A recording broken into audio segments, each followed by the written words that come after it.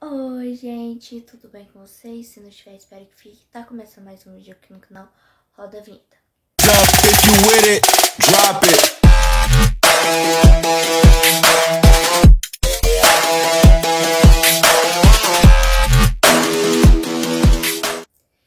Então, gente, hoje a gente vai reagir como as coisas realmente são feitas / fabricadas. Bom, eu já tô aqui com o celular pra poder ver os vídeos. Os vídeos vão passar aí pra vocês também. Então, bora começar a gravar.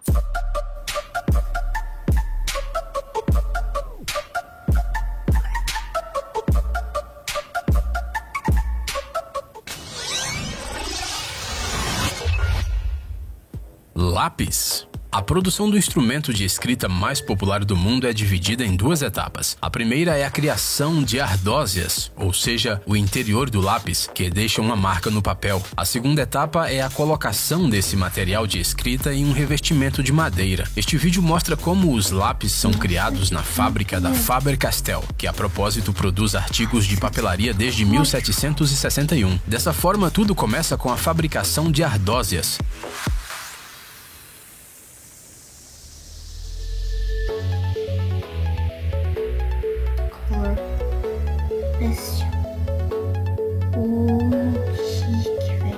Em primeiro lugar, o pó de grafite é um mineral que se mistura com argila e água. Para misturar os ingredientes uniformemente, eles passam pelo menos algumas horas na misturadeira. A massa resultante é enviada para uma prensa hidráulica que comprime as peças e depois as corta no comprimento preciso. Nesta fase, as ardósias são macias e flexíveis porque ainda tem água. Para se livrarem da umidade, os lápis de ardósia são secos e depois enviados para fornos especiais. É neste local, exposta a temperatura de até 1200 graus Celsius, que a ardósia adquire a dureza necessária. Uma das últimas fases da produção é o processamento das ardósias com cera líquida. Nesse banho, elas passam cerca de 12 horas. As partículas de cera preenchem os poros das hastes, proporcionando um deslizamento mais suave do lápis sobre o papel. A produção de ardósias coloridas não difere do processo já explicado. A única coisa que é adicionada à mistura no início é a adição de pigmentos e tintas especiais em vez do grafite. Quando as ardósias estiverem prontas, é hora do segundo estágio da produção.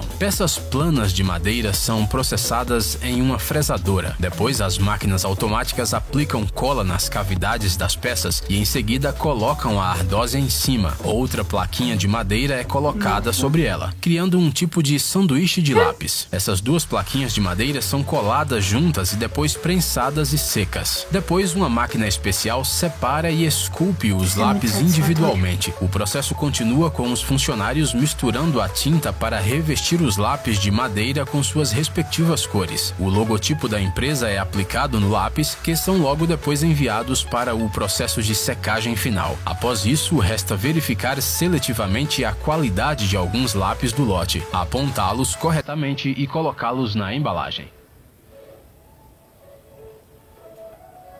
Nossa, é muito... Nossa, velho, isso é muito satisfatório, é muito lindo. Notebooks.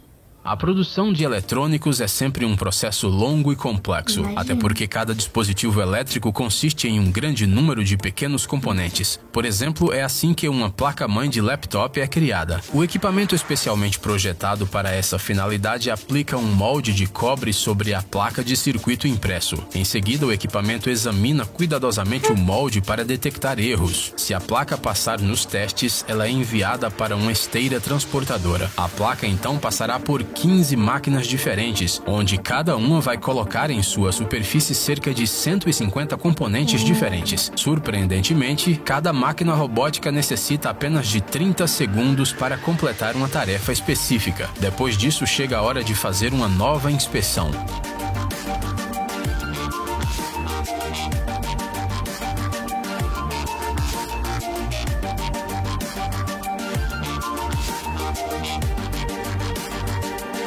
Como já deve ter reparado, todo este trabalho foi feito por robôs, mas a carcaça do notebook é montada manualmente por pessoas. Desde a tela e a câmera com um microfone até os loops que prendem as duas partes do laptop uma à outra. A parte inferior também é montada à mão. Os trabalhadores anexam um touchpad, alto-falantes esquerdo e direito, e então chega a hora de instalar a placa-mãe pré-montada. O funcionário limpa a superfície para eliminar qualquer tipo de sujeira. Ele seca todos os componentes e depois conecta o módulo de memória, o módulo Wi-Fi, Bluetooth, a unidade eletrônica e outros componentes. A última peça a ser anexada é o teclado. Depois de verificar o desempenho de todos os sistemas do notebook, o laptop já está pronto para ser usado.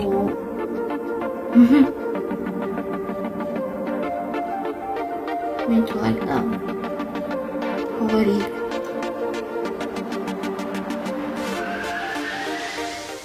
Torneiras de vidro.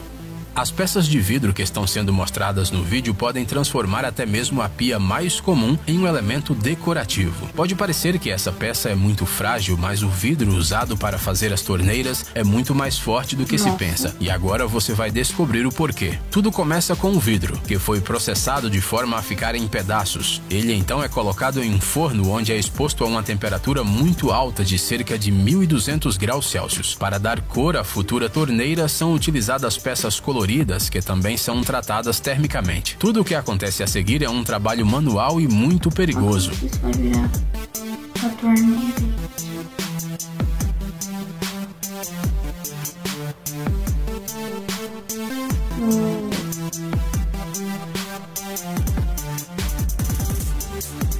O vidro derretido é macio e maleável, portanto, com a ajuda de ferramentas especiais, vários componentes podem ser criados, que se transformarão em uma única peça para a fabricação da torneira. Nas futuras alças para a regulação da água são feitos buracos com a ajuda de suportes metálicos. Para dar ao vidro uma forma de torneira, a peça é colocada sobre um molde metálico pré-aquecido. Os componentes de vidro são então transferidos para um forno especial, onde eles esfriam gradualmente e perdem sua tensão interna. Todas as peças metálicas para a torneira e as alças são cortadas com uma máquina de corte a jato de água. Uma vez concluídas essas etapas, as peças já podem finalmente ser montadas.